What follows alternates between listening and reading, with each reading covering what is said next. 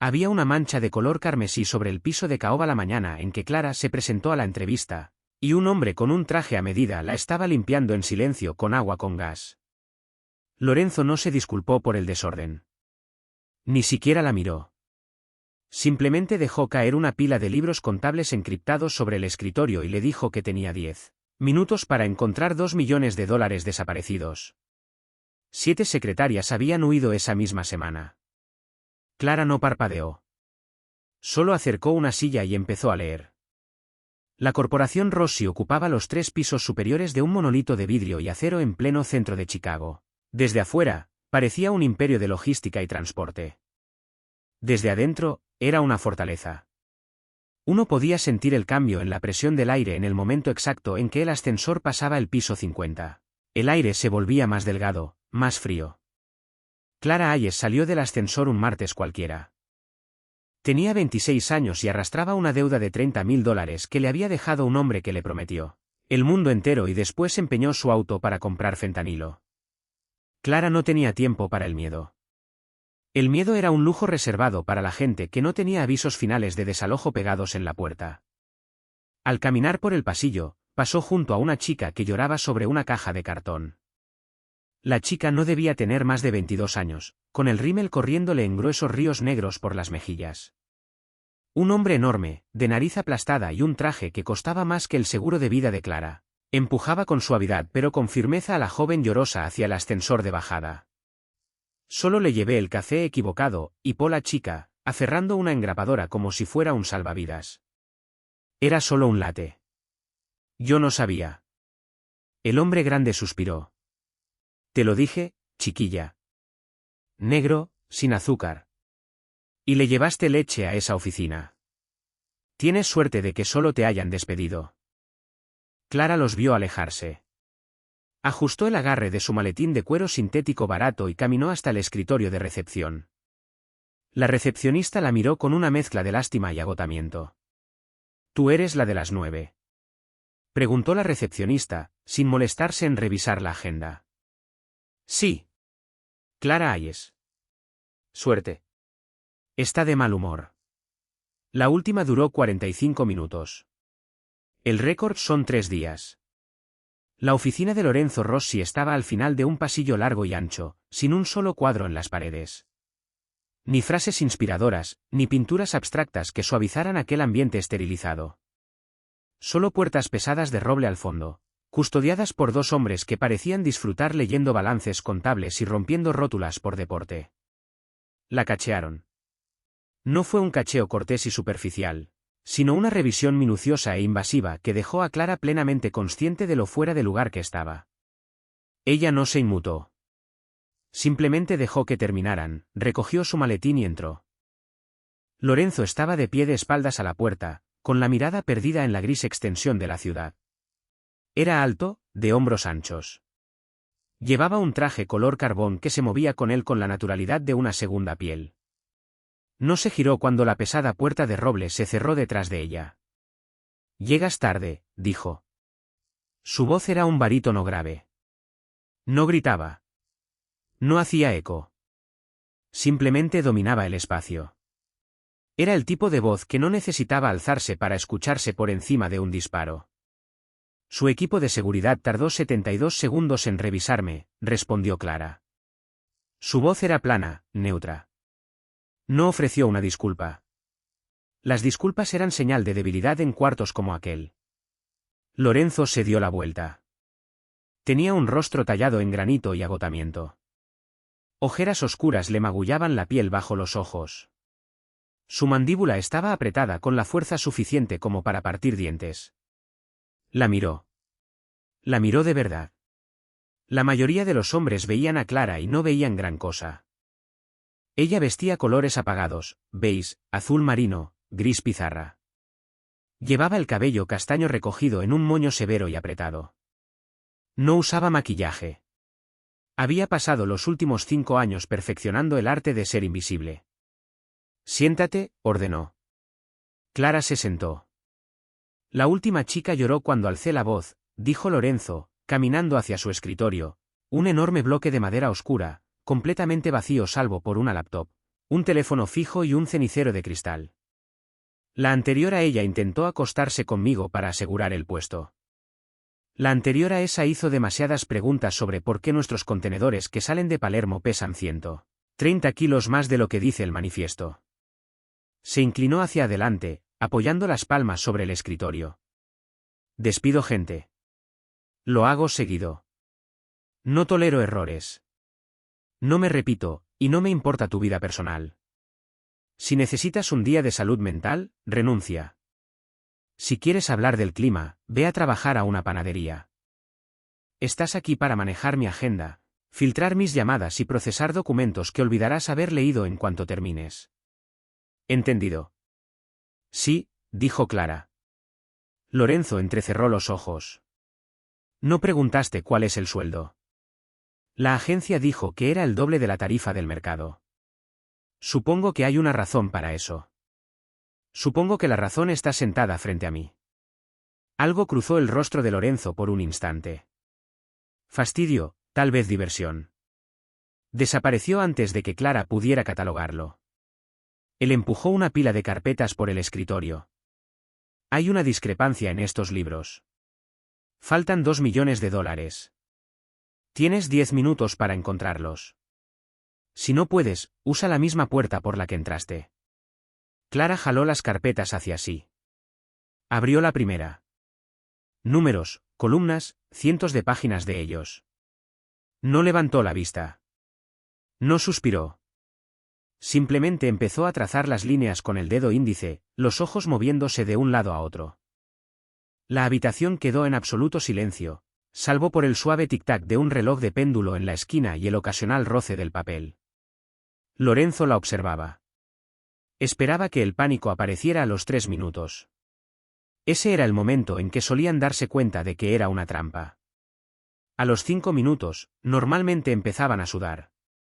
A los 8, empezaban a inventar excusas. Clara no hizo nada de eso. A los 9 minutos con 40 segundos exactos, cerró la última carpeta. La deslizó de vuelta sobre el escritorio. ¿Y bien? Preguntó Lorenzo, cruzando los brazos. El dinero no está perdido, dijo Clara en voz baja. Lo movieron. En la página 42 hay un cargo de mantenimiento de flota, inflado exactamente en $800.000. En la página 112, honorarios de consultoría para una firma en Malta por $1.200.000. Esa firma no existe.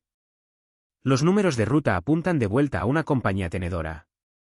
Hizo una pausa. Usted no perdió $2 millones. Los lavó. El silencio que siguió fue asfixiante. Lorenzo la observó fijamente. Su mirada era pesada, evaluadora. Habían golpeado a hombres hasta casi matarlos por notar mucho menos que eso. Clara sostuvo su mirada. No lo desafió. Simplemente había expuesto un hecho. Tu café, dijo Lorenzo finalmente, bajando la voz un tono, será negro. Si le pones azúcar, lo lanzaré contra la pared. Preséntate a las 6 de la mañana. Clara se puso de pie. Sí, señor Rossi. Se dio la vuelta y salió sin mirar atrás. Le temblaban las manos, pero esperó a estar dentro del ascensor, cayendo 50 pisos de vuelta a la realidad, antes de permitirse respirar. Sobrevivir en el mundo de Lorenzo Rossi exigía un conjunto de habilidades muy particular. Había que ser sorda, ciega y muda, y al mismo tiempo poseer memoria fotográfica y una previsión perfecta. Clara aguantó la primera semana, luego la segunda. Para cuando pasó un mes, los hombres de nariz aplastada y sacos abultados dejaron de apostar sobre qué día la despedirían. Empezaron a asentir con la cabeza cuando ella llegaba a las 5:45 de la mañana. Aprendieron su nombre. Ella no aprendió el de ellos. No quería conocerlos. Su rutina era implacable. Llegar. Preparar el café, exactamente 2 cucharadas y media de café oscuro, agua filtrada, sin azúcar, sin crema. Colocarlo al lado derecho del escritorio, exactamente a 7 centímetros del borde. Ordenar el correo, los sobres blancos iban directo a la trituradora, los sobres manila iban a la caja fuerte. Los correos encriptados se imprimían, Se colocaban en una carpeta de cuero y se entregaban a Lorenzo cuando entraba a las 6:30. Él rara vez le hablaba. Cuando lo hacía, eran órdenes cortas: tráeme los números de Palermo. Cancela mi tarde. Diles que si el envío se retrasa otra vez, quemaré la bodega. Clara transmitía los mensajes tal cual. No suavizaba las amenazas. No ofrecía cortesías a los hombres aterrados del otro lado de la línea. Era un conducto sumamente eficiente e invisible. Lorenzo empezó a notar el silencio. Era un hombre acostumbrado al ruido, el ruido de aduladores mendigando su favor, el ruido de enemigos tramando su caída, el ruido de su propia mente violenta e inquieta. La gente a su alrededor siempre hacía ruido. Respiraban demasiado fuerte. Se movían en sus sillas. ¿Tosían? Intentaban llenar el silencio con charla inútil porque el silencio los incomodaba. Clara era dueña del silencio. Existía dentro de él. Podía quedarse de pie en su oficina 20 minutos esperando a que terminara una llamada para entregarle un documento. Y él genuinamente se olvidaba de que estaba ahí. Ella no golpeteaba el pie. No suspiraba. Simplemente esperaba. Eso empezó a inquietarlo. Y a Lorenzo Rossi no le gustaba sentirse inquieto. Empezó a ponerla a prueba. Cosas pequeñas al principio. Dejó caer deliberadamente una pila de fotografías confidenciales al suelo, imágenes granuladas de vigilancia de un jefe rival reuniéndose con un agente federal encubierto. Clara se arrodilló, las recogió, emparejó los bordes y las colocó boca abajo sobre el escritorio. No se detuvo a mirar las imágenes. Su pulso no se aceleró. Otro día, Lorenzo dejó su agenda completamente vacía durante 3 días y se negó a decirle a dónde iba. Clara rastreó sus movimientos a través de cargos de tarjeta de crédito, manifiestos de vuelo y rumores susurrados del equipo de seguridad, manejando toda la empresa sin problema mientras él estaba incomunicado. Cuando él regresó, no había ningún atraso. Todo estaba resuelto. La prueba final llegó un jueves lluvioso de noviembre. Clara entró a su oficina a entregarle el expreso de la tarde. El cuarto olía a ozono y a colonia cara. Lorenzo estaba de pie junto a la ventana, mirando la lluvia azotar el vidrio. En el centro del escritorio, junto a la laptop, había una pistola Glock 19. No estaba enfundada. El seguro estaba quitado. Una bala en la recámara era visible en el indicador de carga. Clara se detuvo. Miró el arma. Miró la espalda de Lorenzo. La mayoría de la gente habría retrocedido fuera de la habitación. Algunos habrían preguntado si todo estaba bien. Unos pocos habrían entrado en pánico. Clara dio un paso adelante. El arma estaba exactamente donde necesitaba colocar la taza de espresso. No dudó. Estiró la mano libre, tomó la Glock por la empuñadura texturizada y la deslizó con suavidad 15 centímetros hacia la izquierda. Colocó el expreso en su lugar designado, perfectamente alineado con el borde del escritorio. Su cita de las 3 con los representantes sindicales llamó para confirmar, dijo Clara, con su voz firme y monótona. La adelanté a las 4. Necesita revisar antes las pérdidas trimestrales de la Operación del Sur. Lorenzo se dio la vuelta despacio. Miró el arma. Miró el expreso. Miró a Clara. «Moviste mi arma», dijo. No era una pregunta. Estaba en el camino del café, respondió Clara. Lorenzo se acercó. La cubrió con su presencia física, un peso pesado y sofocante. Se inclinó, invadiendo su espacio personal. Clara no retrocedió. Se mantuvo firme, con los ojos fijos en la barbilla de él. Mirarlo a los ojos era un desafío. Mirar al suelo era su misión. La barbilla era territorio neutral y seguro. ¿Sabes usarla?, preguntó él, señalando el arma con la cabeza. No, mintió Clara. Sabía exactamente cómo usarla. Su padre había sido policía antes de beberse el hígado hasta morir, y le había enseñado a disparar antes de que ella tuviera edad para conducir. No le tienes miedo. Es un objeto inanimado, señor Rossi. Solo hace lo que la mano que la sostiene le ordena. Lorenzo se quedó mirándola. La armadura cínica que llevaba, los muros defensivos construidos con años de traición y sangre, parecieron atascarse contra la neutralidad implacable de Clara. Comprendió en ese momento que ella no solo era callada, estaba muerta por dentro. Había sobrevivido a algo que le había quemado el pánico de los nervios. Tráeme los reportes trimestrales, masculló él, retrocediendo. Ya están en su escritorio, en la carpeta secundaria. Ella se dio la vuelta y se fue. Lorenzo tomó su espresso. Estaba perfectamente caliente. Miró la puerta cerrada, con un nudo extraño y desconocido formándose en el pecho. Había contratado a una máquina. O eso creía. La ilusión de una oficina corporativa legítima se hizo pedazos un martes de mediados de diciembre. Clara estaba en su escritorio transcribiendo las minutas de una reunión de directorio que en realidad había sido una negociación territorial. Las puertas exteriores de la suite ejecutiva se abrieron de golpe. La recepcionista de afuera ni siquiera tuvo tiempo de presionar el botón de pánico. 4 hombres entraron. No eran los hombres de Lorenzo. Vestían trajes baratos y se movían con una energía imprudente y frenética. Clara reconoció el tipo de inmediato: músculo de bajo nivel, ambicioso, estúpido y desesperado. Pertenecían a la familia Moretti, una facción rival que llevaba 6 meses perdiendo territorio frente a Lorenzo. ¿Dónde está?, ladró el líder, una cicatriz gruesa dividiéndole la ceja izquierda. Sostenía un revólver flojo en la mano derecha. Clara dejó de escribir. No alcanzó el teléfono. No gritó. Simplemente dejó las manos sobre su regazo. El señor Rossi está en una reunión, dijo con suavidad. ¿Tiene usted cita? El hombre soltó una carcajada áspera y fea.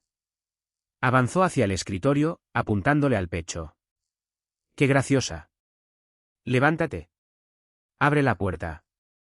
En ese instante, las pesadas puertas de roble de la oficina de Lorenzo se abrieron hacia adentro. Lorenzo estaba de pie en el umbral, sin saco, las mangas remangadas hasta el codo, revelando antebrazos surcados de músculo y tinta.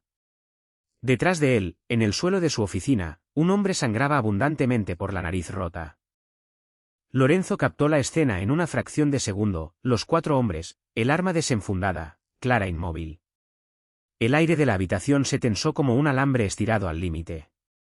Suelta el arma, Tommy, dijo Lorenzo.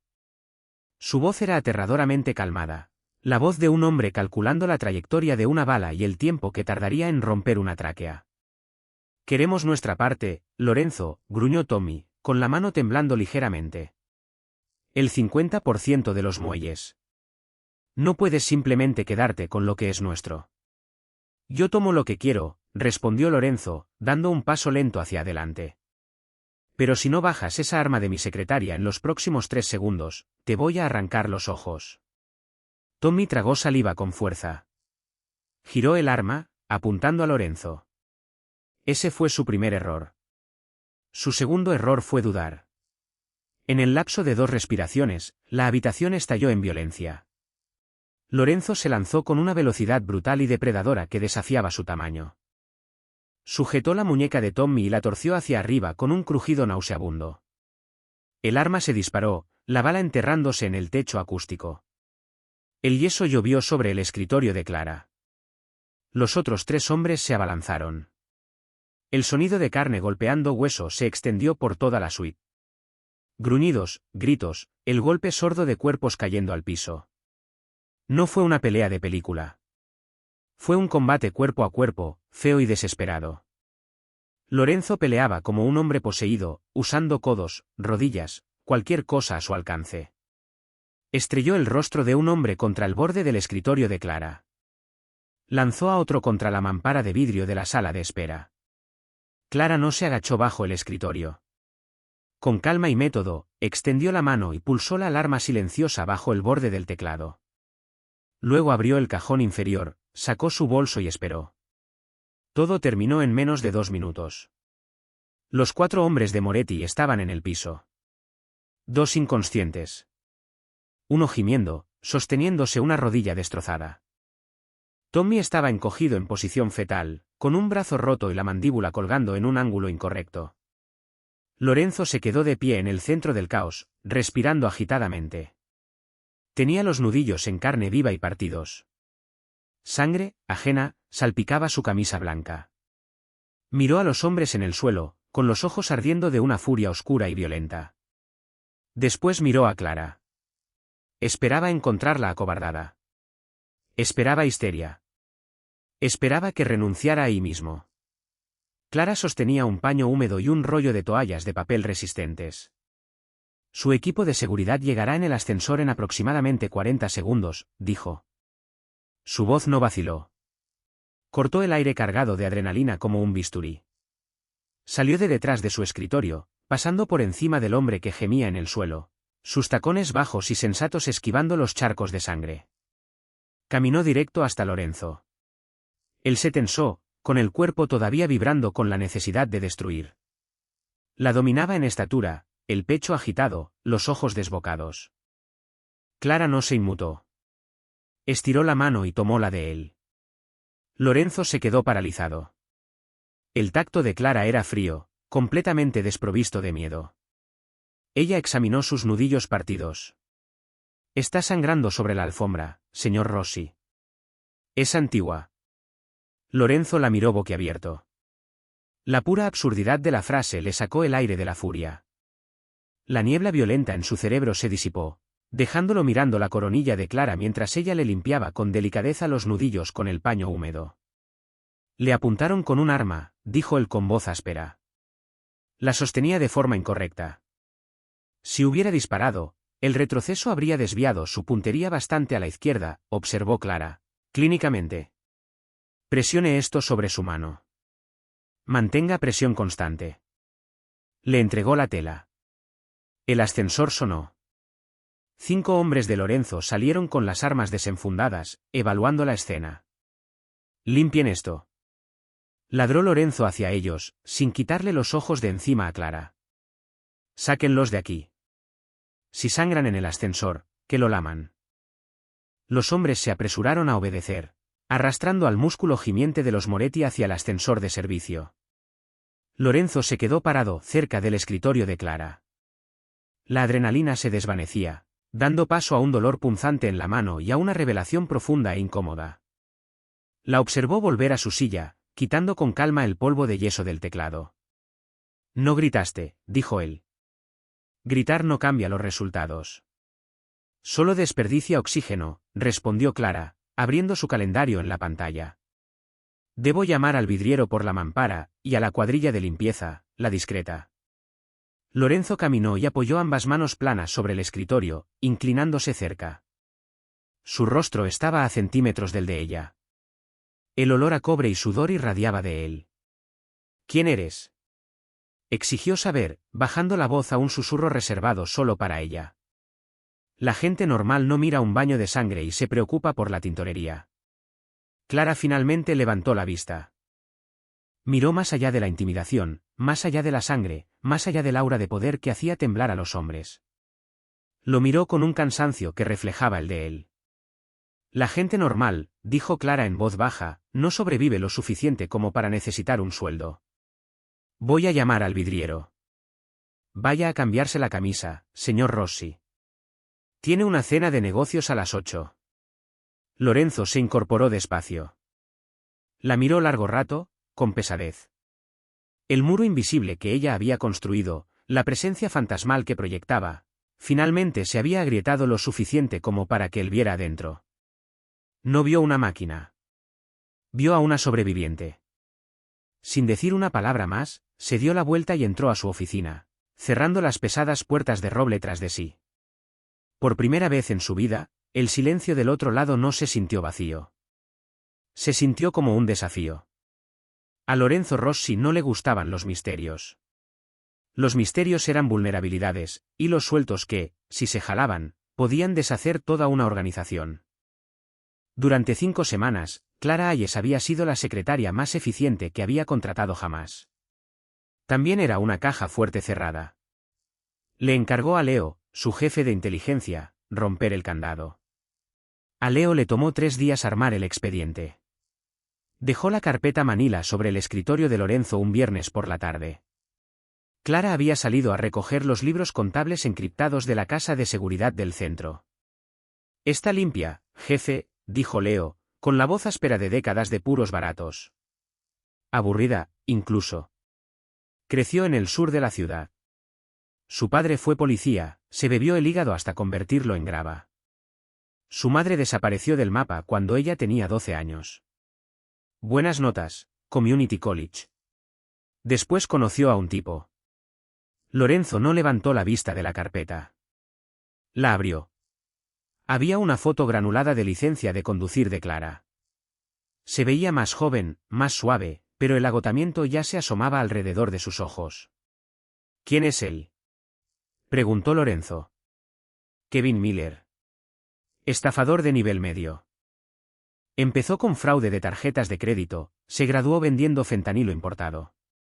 Usó el nombre de ella para conseguir una serie de préstamos, empeñó su auto, agotó sus líneas de crédito, y desapareció cuando los federales empezaron a olfatear. Leo dio un golpecito a una hoja de papel. La dejó cargando con todo. $31.452. Los cobradores de deudas llevan 2 años acosándola. Por eso no se inmuta cuando entra el músculo por la puerta. Está acostumbrada a que la amenacen por dinero que no tiene. Lorenzo se quedó mirando la cifra. $31.000. Él gastaba eso en trajes a medida en un mes. Para ella, era un yunque atado al cuello, arrastrándola hacia la oscuridad. Era la razón por la que usaba zapatos con las suelas gastadas. Era la razón por la que comía una sola manzana golpeada de almuerzo en su escritorio todos los días. Encuentra a los dueños de la deuda, dijo Lorenzo, con voz plana. Cómprala, sáldala a cero, y encuentra a Kevin Miller. Rómpele las 2 piernas, sácale los dientes y déjalo atado a la reja afuera de la oficina de la DEA. Leo asintió, reconociendo la frialdad definitiva en el tono de su jefe. Considérelo hecho. Cuando Clara regresó 1 hora después, colocó los libros contables sobre el escritorio exactamente en su lugar. Sirvió el espresso. Se dio la vuelta para irse. Todavía no lo sabía, pero se enteraría el lunes. Clara entró a la oficina a las 6 en punto de la mañana. Lorenzo ya estaba ahí, revisando los horarios de embarque europeos. Él esperaba que ella no dijera nada, o quizás que ofreciera un agradecimiento tranquilo y confundido. Esperaba alivio. No esperaba la rabia gélida e hirviente que irradiaba de ella. Clara no sirvió el café. Caminó hasta el escritorio y colocó un cheque de caja sobre la madera pulida. Estaba a nombre de él, por $800. Lorenzo lo miró, después la miró a ella. ¿Qué es esto? Todos mis ahorros, dijo Clara. Su voz no era plana ese día. Vibraba. Es la primera cuota. Le pagaré 2.000 al mes de mi sueldo hasta saldar los 31.000, más el interés que usted considere apropiado. Lorenzo frunció el ceño, recostándose en su silla de cuero. La deuda ya no existe, Clara. Está resuelta. Usted la compró, lo corrigió ella, con las manos aferradas al borde del escritorio, los nudillos blancos. Pagó a las agencias de cobranza, lo que significa que ya no les debo a ellas. Le debo a usted. No me debes nada. Fue un bono por lo del incidente Moretti. No quiero tu caridad, espetó Clara. Era lo más fuerte que le había hablado jamás. El sonido resonó contra las paredes de vidrio. No pedí un salvador. Sobreviví los últimos 2 años porque soy dueña de mis propios errores. Soy dueña de mi deuda. La arrastro, pero es mía. Usted me la quitó. Me convirtió en un activo en su balance financiero. Lorenzo se puso de pie. Le sacaba una cabeza de altura, un muro macizo de músculo y amenaza. Pero Clara no retrocedió ni un centímetro. Alzó la barbilla, mirándolo con una ferocidad que lo tomó completamente desprevenido. Eliminé una distracción, gruñó Lorenzo, inclinándose sobre el escritorio. Eres mi secretaria. Necesito que te concentres en mi negocio, no que esquives llamadas de cobradores de tercera. Usted me compró, replicó ella, bajando la voz a un susurro áspero. Kevin vendió mi nombre, y usted compró mi tranquilidad. Los dos decidieron que era lo mejor para mi vida sin preguntarme. No vuelva a meterse en mi pasado, señor Rossi. Si quiere ser dueño de la gente, quédese con sus soldados. Yo trabajo aquí. No soy suya. Se dio la vuelta sobre sus talones y salió de la oficina, azotando las pesadas puertas de roble tras de sí. Lorenzo se quedó de pie en el silencio, mirando las puertas cerradas. El pecho se le apretaba. Era un hombre que imponía miedo, lealtad y obediencia absoluta. Acababa de entregarle a esa mujer una vida nueva en bandeja de plata, y ella se la había arrojado de vuelta a la cara. Miró el cheque de $800. No lo destruyó. Abrió el cajón superior y lo guardó ahí, justo al lado de su cargador de repuesto. Ella no era solo una sobreviviente. Era hierro puro. Y por primera vez en 10 años, Lorenzo Rossi se dio cuenta de que estaba completamente fuera de su elemento. El bajo mundo criminal no opera en un horario normal. Prospera en las horas en que la sociedad legítima duerme, aprovechando la oscuridad para esconder sus transacciones y sus pecados. Eran las 2:14 de la madrugada de un miércoles. La suite ejecutiva era una tumba de vidrio y sombras. Las luces de la ciudad proyectaban largos reflejos esqueléticos sobre el suelo. Clara estaba en su escritorio, el resplandor duro de sus 2 monitores iluminando su rostro cansado. Reconciliaba manualmente un libro de cuentas offshore corrupto. Ahora prefería trabajar los turnos nocturnos, pagaban tiempo y medio, y la mantenían lejos de su departamento vacío y frío. El ascensor privado sonó. Las manos de Clara se detuvieron sobre el teclado. Muy pocas personas tenían acceso con tarjeta al elevador privado. Deslizó suavemente la mano derecha en el cajón superior, apoyando los dedos contra el acero frío del abrecartas de bronce pesado que guardaba ahí. No era una pistola, pero ella sabía exactamente dónde cortar. Las puertas se abrieron. Lorenzo tropezó al salir. No caminaba con su gracia depredadora habitual. Se tambaleaba, apoyándose con fuerza contra la mampara de vidrio esmerilado. Le faltaba el saco. Su camisa blanca estaba desabotonada por debajo, empapada de lluvia y de algo más oscuro, más pesado. Clara se puso de pie de inmediato. No jadeó. Rodeó el escritorio con paso rápido. Señor Rossi. Él levantó la vista hacia ella. Tenía los ojos inyectados en sangre, las pupilas dilatadas. Un corte irregular le cruzaba el pómulo izquierdo, sangrando despacio. Pero no fue el daño físico lo que detuvo a Clara en seco. Fue la expresión en su rostro, una devastación absoluta y hueca. Frankie, dijo Lorenzo con voz de vidrio molido. Frankie era su segundo al mando, su amigo más antiguo, el hombre que había estado a su lado cuando Lorenzo tomó las riendas de la familia a los 24 años. Frankie vendió las rutas del muelle a los Moretti, dijo Lorenzo, apartándose de la pared de vidrio y tambaleándose hacia su oficina. Él armó la emboscada. 3 de mis hombres están muertos en un callejón por Alstead. Clara lo siguió hacia la oficina oscura. Él no encendió las luces. Fue directo al bar, tomando una botella de whisky con las manos temblorosas. Se saltó el vaso por completo, llevándose la botella a la boca y bebiendo con fuerza. Clara cerró con seguro las pesadas puertas de roble detrás de ellos. Caminó hasta el baño privado de él, empapó una toalla gruesa en agua tibia y regresó a la oficina. Lorenzo estaba desplomado en su silla de cuero, la botella colgando suelta de su mano, la mirada perdida en las luces de la ciudad. Era el padrino del hijo de mi hermana, susurró Lorenzo en la oscuridad. Clara se acercó despacio. No ofreció frases hechas. Las frases hechas eran insultos disfrazados de consuelo. Le quitó la botella de la mano y la dejó sobre el escritorio. Después presionó con suavidad la toalla tibia contra el corte de su mejilla.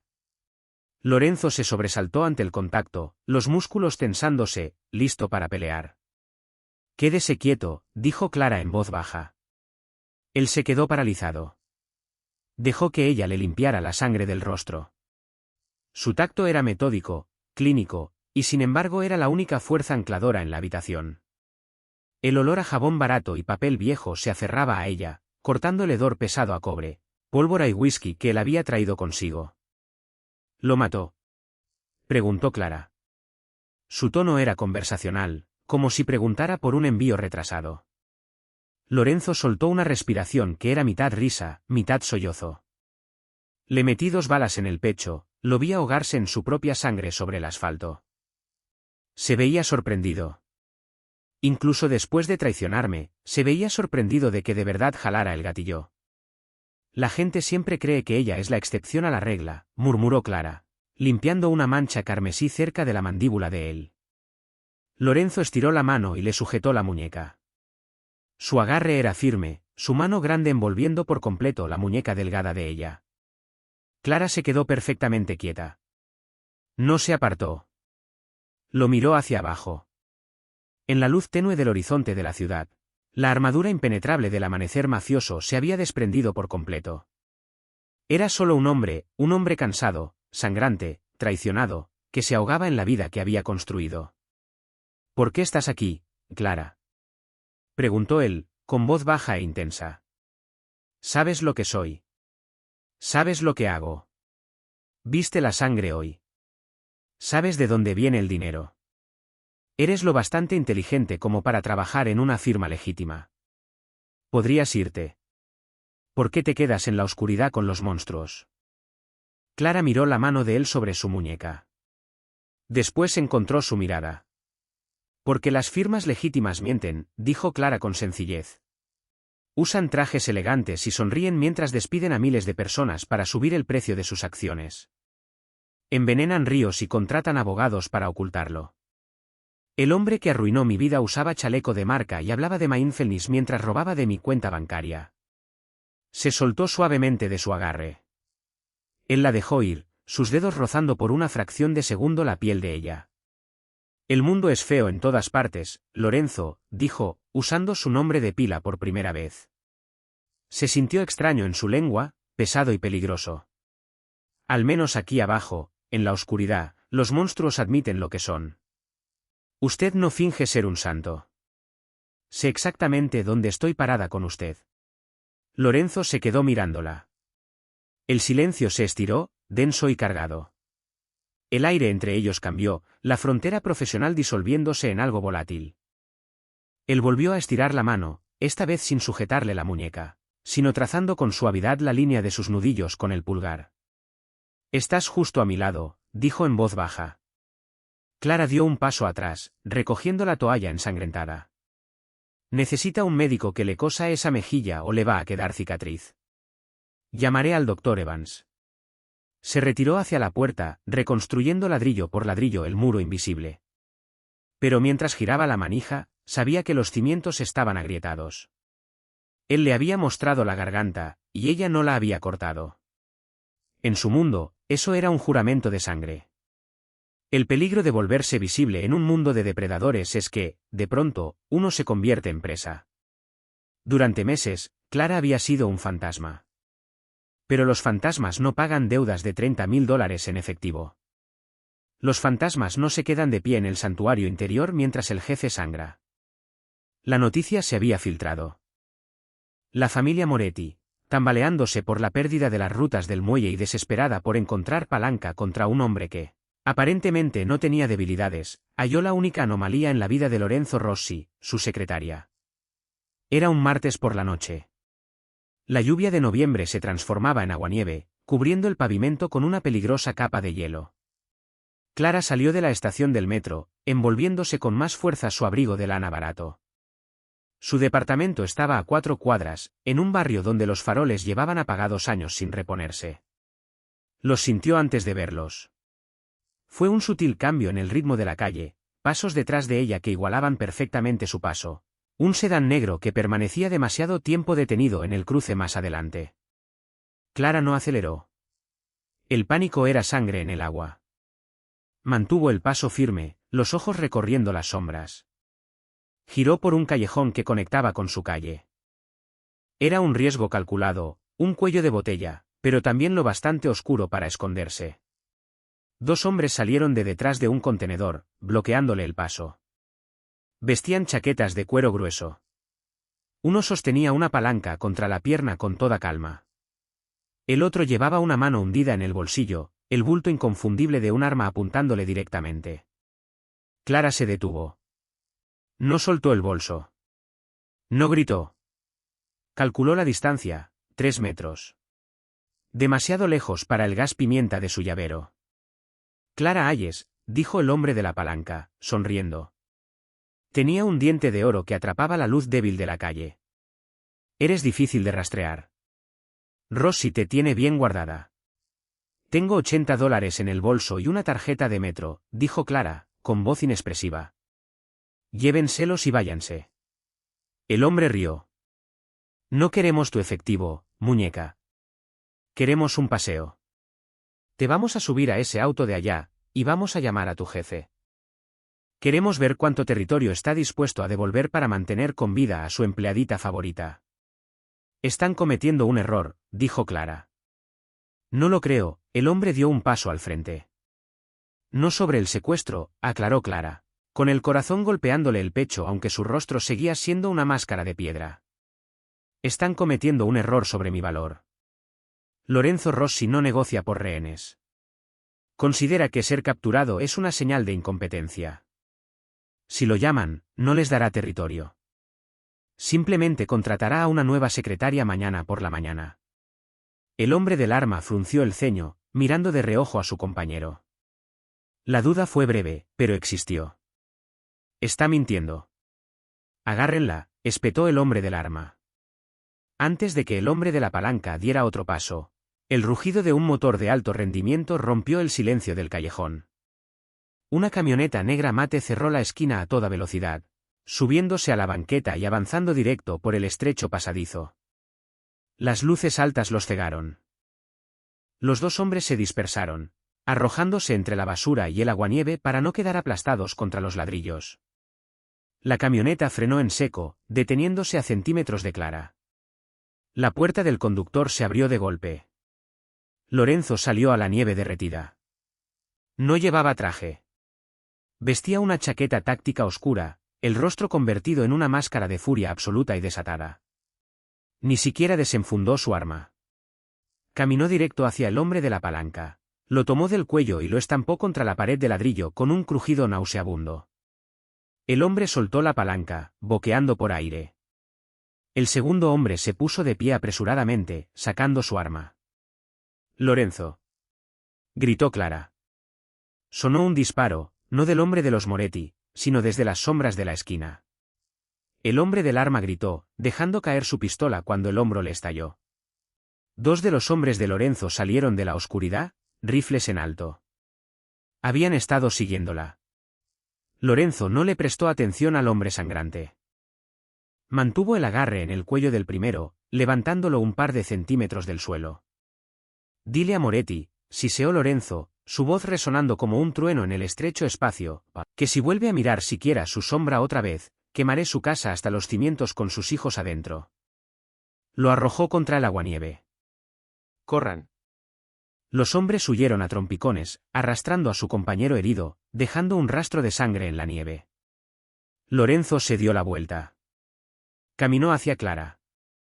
Respiraba con dificultad, la adrenalina emanando de él en oleadas. La recorrió con la mirada de arriba abajo, buscando heridas. Cuando comprobó que estaba ilesa, la furia en sus ojos no se desvaneció. Se transformó en algo completamente distinto, desesperación. No dijo nada. Estiró la mano, la sujetó de las solapas del abrigo y la jaló con fuerza contra su pecho. Clara jadeó ante el impacto. Él la rodeó con los brazos, hundiendo el rostro en su cabello mojado. El corazón le golpeaba como un martillo neumático contra la mejilla de ella. Fue un abrazo sofocante y posesivo. No tenías seguridad, murmuró Lorenzo contra su oído, la voz áspera. Le dije a Leo que te pusiera un equipo, y te lo sacudiste en el metro. No necesito niñeras, logró decir Clara, con la voz amortiguada contra la chaqueta de él.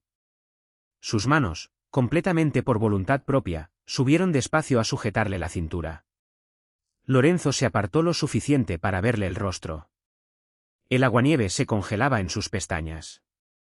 Eres un blanco ahora, dijo con fiereza. Saben que me importas. Saben que eres lo único en esta ciudad que no puedo darme el lujo de perder. Clara lo miró fijamente, la realidad de sus palabras hundiéndose como una piedra en un lago congelado. El muro invisible que había pasado años construyendo desapareció, completamente arrasado por la gravedad violenta y aterradora del hombre frente a ella. «Sube al auto», ordenó Lorenzo, sin dejar espacio para discutir. «No vas a volver a ese departamento. No esta noche. Nunca más». Clara miró la puerta abierta de la camioneta. Miró su calle oscura y vacía. Por primera vez en su vida, no luchó por su independencia. Se subió a la calidez del auto, rindiéndose al tirón de la oscuridad. El penthouse de Lorenzo ocupaba todo el último piso de un rascacielos en el Gold Coast. Era una fortaleza suspendida entre las nubes, accesible únicamente por un ascensor privado con acceso biométrico. Adentro, era una extensión de mármol frío, ventanales de piso a techo y muebles minimalistas que parecían demasiado caros para sentarse en ellos. Era un hogar diseñado por alguien que nunca dormía. Clara despertó un miércoles por la mañana en una habitación de huéspedes del tamaño de todo su departamento. Las sábanas eran de algodón egipcio de altísimo hilaje, pesadas y sofocantes. Al pie de la cama había una pila de ropa con las etiquetas todavía puestas, blusas de seda, pantalones de lana a medida, suéteres de cachemira, todo en su paleta de colores apagados, beige, azul marino, gris pizarra. Miró la ropa. Era una disculpa y un collar, todo en uno. No se la puso. Rebuscó en el bolso de viaje que uno de los hombres de Lorenzo había empacado a las prisas de su departamento la noche anterior. Encontró su propia falda gris algo desteñida y una camisa blanca lavada demasiadas veces. Se vistió, se recogió el cabello en su moño severo y salió de la habitación. El penthouse estaba en silencio. Dos hombres de traje oscuro custodiaban la puerta principal. No hablaban, pero sus ojos seguían cada uno de sus movimientos. Encontró a Lorenzo en la cocina. Estaba de pie junto a una enorme isla de mármol, con una tablet en una mano y una taza de café negro en la otra. Vestía jeans oscuros y una camisa Henley que se ajustaba a sus hombros. Levantó la mirada cuando ella entró. Sus ojos bajaron a la ropa desteñida de ella. No hizo ningún comentario sobre la seda descartada. «Leo está subiendo los archivos de la oficina», dijo Lorenzo, con la voz áspera de cansancio. «¿Vas a trabajar desde aquí?» «Instalé una terminal segura en el estudio». «No sales del edificio». Clara caminó hasta la cafetera, un aparato complejo de acero inoxidable. Lo ignoró, encontró una taza en la alacena y se sirvió un vaso de agua de la llave. «Tengo cita con el dentista el viernes», dijo Clara, recargándose en la barra. Lorenzo frunció el ceño. «Cancélala. Las calles no son seguras». Moretti está entrando en pánico. Cuando los animales entran en pánico, muerden a ciegas. Esperé 3 meses para esa cita. Es una endodoncia, Lorenzo. No la voy a cancelar. Él dejó la tablet sobre el mármol. El crujido agudo del plástico contra la piedra resonó en la habitación cavernosa. «Casi te secuestran hace 12 horas. No vas a salir por esa puerta para que te taladren un diente». «Entonces mande un guardia armado conmigo al dentista», replicó Clara, manteniendo la voz perfectamente nivelada. «O mande 3. No me importa, pero no voy a cambiar una prisión por otra. No soy una rehén, y no soy su mujer mantenida. Soy su empleada». Lorenzo cerró la distancia entre ellos. Se movió con esa misma velocidad aterradora, deteniéndose a centímetros de ella. Olía a espresso fresco y al tinte metálico de la adrenalina que nunca se le terminaba de ir del todo. «Eres más que una empleada, y los dos lo sabemos», dijo con suavidad, el peligro en su voz filtrado con algo crudo. «Ellos también lo saben. Si Moretti pone las manos sobre ti, no te va a matar sin más. Se va a tomar su tiempo. Te va a usar para destruirme». Clara lo miró. Vio el agotamiento tallado en sus facciones, la carga pesada de mantener a flote un imperio violento.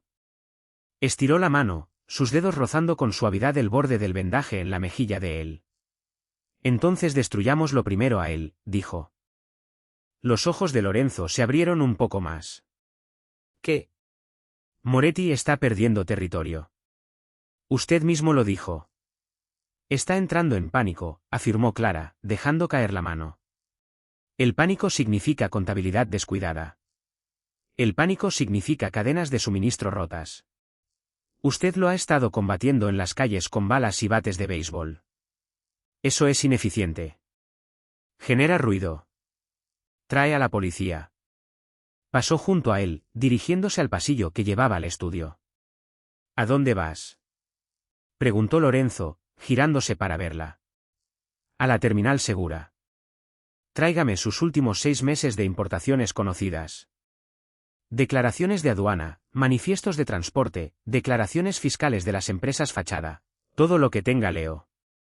Clara se detuvo y miró por encima del hombro. No necesita quemar su casa, Lorenzo. Yo puedo dejarlo en bancarrota para el martes. Una sonrisa lenta y oscura se extendió por el rostro de Lorenzo. Era una expresión aterradora, completamente carente de calidez, y sin embargo enteramente enfocada en ella. Por primera vez, no la miraba como una vulnerabilidad. La miraba como un arma. Durante 4 días, el estudio se convirtió en un cuarto de guerra. Clara casi no durmió. Vivía de té negro y del aire estéril y frío del aire acondicionado del penthouse. El escritorio de caoba desaparecía bajo montañas de papel. Lorenzo se sentaba frente a ella, atendiendo llamadas, manejando las consecuencias en la calle, mientras Clara diseccionaba la anatomía financiera de la familia criminal Moretti. No tenía nada de glamoroso. No era la guerra de mafias del cine. Eran números de identificación fiscal, manifiestos de carga mal escritos y códigos de ruta offshore. El sábado por la noche regresó la lluvia, azotando los ventanales de piso a techo. Las luces de la ciudad se emborronaban en franjas de neón. Clara se frotó los ojos, recostándose en la pesada silla de cuero. La vista se le nublaba. Toma, dijo Lorenzo. Colocó un plato encima de una pila de facturas de embarque. Era un sándwich de queso fundido, ligeramente quemado de un lado, y un tazón de sopa de tomate. Clara miró el plato, después a Lorenzo. Estaba sentado en el borde del escritorio. Se había arremangado, revelando una cicatriz irregular y desvanecida que le corría de la muñeca al codo. ¿Usted cocinó?, preguntó Clara, con la voz ronca. Ensamblé, corrigió Lorenzo. Come. Llevas 9 horas mirando ese libro contable. Clara tomó la mitad del sándwich. Estaba grasoso, salado, perfecto. Comieron en silencio unos minutos. El único sonido era la lluvia pesada contra el vidrio. Lo encontré, dijo Clara en voz baja, secándose la boca con una servilleta de papel. Lorenzo se detuvo a media mordida. Dejó la sopa a un lado. Muéstrame. Clara giró el monitor. Moretti ya no mueve sus armas por los muelles. Sus hombres cerraron eso. Ahora las mueve a través de una fachada textil comercial, una empresa llamada Azure Linens. Señaló una serie de celdas resaltadas en una hoja de cálculo. Pero no le paga en efectivo a su inspector de aduanas. Le paga a través de una empresa fachada que tiene la hipoteca de la casa del inspector en los suburbios. Los pagos están categorizados como consultoría estructural. Lorenzo se inclinó, su hombro rozando el de ella. Se quedó mirando la pantalla, absorbiendo la información. Si esa empresa fachada cae en incumplimiento de sus impuestos estatales de franquicia, continuó Clara, la voz tomando un ritmo clínico y desapegado, el Estado embarga sus activos, incluida la hipoteca. El inspector de aduanas pierde su casa. Está a 3 días del plazo porque las cuentas de Moretti están congeladas por la guerra callejera que usted inició. Moretti no tiene liquidez para pagar la cuota de franquicia. Lorenzo la miró. ¿Cuánto es la cuota? $42.000. Entonces la pagamos. Preguntó Lorenzo, frunciendo el ceño. No. Compramos la deuda, dijo Clara, girando la cabeza para encontrar su mirada. Estaban a centímetros de distancia. Compramos la empresa fachada a través de un intermediario. Nos quedamos con la hipoteca del inspector. No solo detenemos el embarque de Moretti. Somos dueños del hombre que autoriza los embarques. La próxima vez que Azure Linens traiga un contenedor, el inspector lo marcará para revisión federal. La ATF confisca el cargamento. Moretti pierde 3 millones en armas no registradas y enfrenta un cargo federal. Lorenzo guardó silencio. Miró de la pantalla al rostro de Clara. La luz azul y dura de la escena iluminaba las ojeras bajo sus ojos, la línea severa de su mandíbula. Ella estaba completamente serena. Acababa de diseñar la destrucción de la vida de un hombre, la decapitación de un imperio rival, con la misma frialdad emocional que usaba para pedir insumos de oficina. Él estiró la mano y cerró la laptop. El cuarto quedó sumido en la tenue luz ambiental de la ciudad. «Eres aterradora», susurró Lorenzo. «Soy eficiente», corrigió Clara. Lorenzo alzó la mano, sus dedos ásperos sacando los broches del moño de ella. El cabello castaño le cayó alrededor de los hombros en una onda pesada y desordenada. Clara no se apartó. Dejó que él le retirara la severa armadura que llevaba puesta. Él se colocó entre las rodillas de ella, invadiéndola en la silla de cuero. Sus manos subieron hasta la mandíbula de Clara, inclinándole el rostro hacia arriba. «¿Por qué haces esto, Clara?», preguntó, la voz un rumor bajo en su pecho. «Podrías haberte escondido detrás de mí. Podrías haber dejado que mis soldados se encargaran. En cambio, estás atando tus manos a las mías. Si esto sale mal, a los federales no les va a importar que solo fueras la secretaria. Vas a caer conmigo». Clara miró hacia lo profundo de sus ojos oscuros y violentos. Vio al monstruo, dormido justo bajo la superficie. Pero también vio al hombre que había limpiado su propio piso. Al hombre que había comprado su deuda para liberarla. Al hombre que había quemado un callejón entero con tal de mantenerla con vida. «Se lo dije», dijo Clara, con voz firme. «Yo soy dueña de mis deudas. Usted me salvó la vida en ese callejón. Estoy equilibrando la balanza». «No quiero tu gratitud», gruñó Lorenzo, apretando ligeramente el agarre sobre su mandíbula. «No quiero una balanza equilibrada». «Entonces, ¿qué quiere?».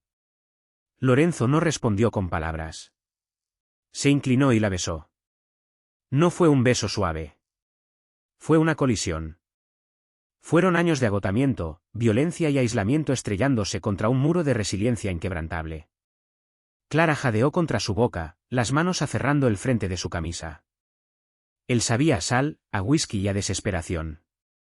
La besó como un hombre hambriento, las manos bajando a la cintura de ella para atraerla con fuerza contra su cuerpo. Clara le devolvió el beso con la misma ferocidad. No había romance en ello, ni promesas suaves susurradas. Era el reconocimiento de la oscuridad. Eran dos sobrevivientes dándose cuenta de que la única cosa en el mundo que tenía sentido era la persona parada, frente a ellos. Cuando finalmente se separaron, ambos respiraban con dificultad. Lorenzo apoyó la frente contra la de ella. «Haz la compra», susurró Lorenzo. «Compra la empresa fachada. Termínalo». Clara asintió una vez. Rodeó su cuerpo, abrió la laptop y ejecutó la transferencia bancaria. Las consecuencias fueron rápidas, silenciosas y absolutas. El martes por la mañana, la ATF allanó el almacén de Azure Linings en Cicero. Encontraron 300 rifles semiautomáticos sin registrar, escondidos bajo cajas de toallas baratas de hotel. El inspector de aduanas, al darse cuenta de golpe de que su pensión y su casa ahora pertenecían a una empresa tenedora registrada a nombre de un testaferro de Lorenzo Rossi, cooperó de inmediato. Le entregó a los federales todo el rastro documental. Para el miércoles por la tarde, los agentes federales derribaban la puerta del complejo de Moretti. Tommy, el músculo de la cicatriz, fue arrestado tratando de huir por un drenaje pluvial. El propio Moretti fue sacado esposado, gritando obscenidades a las cámaras de las noticias. Ningún hombre de Lorenzo disparó un solo tiro. Ni una gota de sangre se derramó en las calles. La familia Rossi no perdió un solo soldado. Fue una masacre sin sangre. Una semana después, la suite ejecutiva del piso 50 había vuelto a la normalidad. La mampara de vidrio había sido reemplazada. La alfombra antigua había sido limpiada a fondo. El reloj de péndulo seguía marcando el ritmo en la esquina. Clara salió del ascensor privado exactamente a las 5:45 de la mañana. Los hombres de seguridad de nariz aplastada no solo asintieron con la cabeza hacia ella ese día. Se pusieron más derechos. Apartaron la mirada. La noticia había corrido por las filas. No conocían los detalles exactos del derrocamiento de Moretti, pero sabían quién lo había orquestado. Los hombres de trajes a medida ya no la miraban como a una civil. La miraban con un temor profundo y silencioso. Clara caminó hacia la pequeña cocina. Sacó el café oscuro, 2 cucharadas y media, agua filtrada. Entró a la oficina de Lorenzo. Él ya estaba en su escritorio, contemplando el amanecer que sangraba sobre el lago Michigan. Vestía un traje azul marino impecable, la piel magullada bajo sus ojos por fin empezando a desvanecerse. Clara colocó el espresso al lado derecho del escritorio, exactamente a 7 centímetros del borde. Lorenzo se apartó de la ventana. Miró el café, después la miró a ella. Las cuentas offshore están totalmente reconciliadas, dijo Clara, con la voz recayendo en su familiar zumbido neutral. Los representantes sindicales están agendados para las 2, y tiene una cena a las 8 con el concejal. Lorenzo no fue por el café. Abrió el cajón superior. Sacó un papel y lo deslizó sobre el escritorio. Clara bajó la vista. Era el cheque de caja, los $800 que ella había intentado darle para saldar su deuda. No cargo con tu deuda, Clara, dijo Lorenzo, con la voz baja pero dominando el espacio. Y tú no cargas con la mía. La balanza está saldada. Clara se quedó mirando el cheque. Despacio, lo tomó, lo partió limpiamente en 2, después en 4. Dejó caer los pedazos en el cesto de basura de cuero junto al escritorio. Bien, dijo Clara. Se dio la vuelta para irse, de regreso a su escritorio en la oficina exterior. Clara, la llamó Lorenzo. Ella se detuvo, con la mano en la pesada manija de bronce de la puerta de roble. Volteó a mirarlo. Lorenzo tomó el espresso. Le dio un sorbo. Los representantes sindicales a las 2. Quiero que estés en la sala. La mano de Clara se quedó inmóvil. Las secretarias nunca se sentaban en las negociaciones. Las secretarias servían el café, cerraban la puerta y se ponían audífonos con cancelación de ruido para ignorar los gritos. Van a pedir un aumento del 12% en los contratos de carga, continuó Lorenzo, dejando la taza sobre el escritorio. Quiero que les expliques exactamente cuánto depende su fondo de pensiones de nuestras empresas fachada. Quiero que les muestres los números. No le estaba pidiendo que tomara notas. Le estaba pidiendo que negociara. La estaba sacando de las sombras y colocándola directamente a su mano derecha. Clara lo miró. El hombre que despedía a una secretaria por semana porque no podían con su café ahora le entregaba las llaves del reino. No lo hacía por amor, aunque el fuego posesivo en sus ojos ardía más fuerte que nunca. Lo hacía por respeto. El 12% es demasiado alto, dijo Clara, con su mente analítica ya desmenuzando el problema hasta sus piezas más básicas. Puedo limitarlos a 7,5 si aprovecho los vacíos fiscales de la nueva legislación de la autoridad portuaria. Lorenzo sonrió. Fue una sonrisa real, genuina y peligrosa, reservada por completo para ella. Entonces, límitalos a 7,5. Dile a Leo que te traiga los archivos de la autoridad portuaria. Ya los tengo, dijo Clara. Abrió la pesada puerta de roble. Caminó de vuelta a su escritorio, ya no el fantasma invisible que solía ser, sino la arquitecta del imperio. Se sentó, encendió sus 2 monitores y empezó a escribir. A través de las puertas abiertas, Lorenzo la observaba. Por fin tenía su silencio. Pero no era el silencio de la sumisión. Era el silencio calmo y aterrador de un arma cargada, sostenida con firmeza por una mujer que sabía exactamente hacia dónde apuntar. La eficiencia despiadada de Clara te dejó sin aliento. ¿O fue la fiera devoción protectora de Lorenzo la que te conquistó? La línea entre la supervivencia y el poder es delgadísima, y estos dos acaban de reescribir todas las reglas. Si te encantó sumergirte en el mundo oscuro, peligroso y profundamente humano del Imperio Rossi, dale like ahora mismo. De verdad ayuda a que el canal crezca. No olvides compartir esta historia con un amigo que ame un romance de mafia crudo y realista, donde la protagonista pelea con su mente. Suscríbete y activa la campanita para que no te pierdas nuestro próximo drama de audio.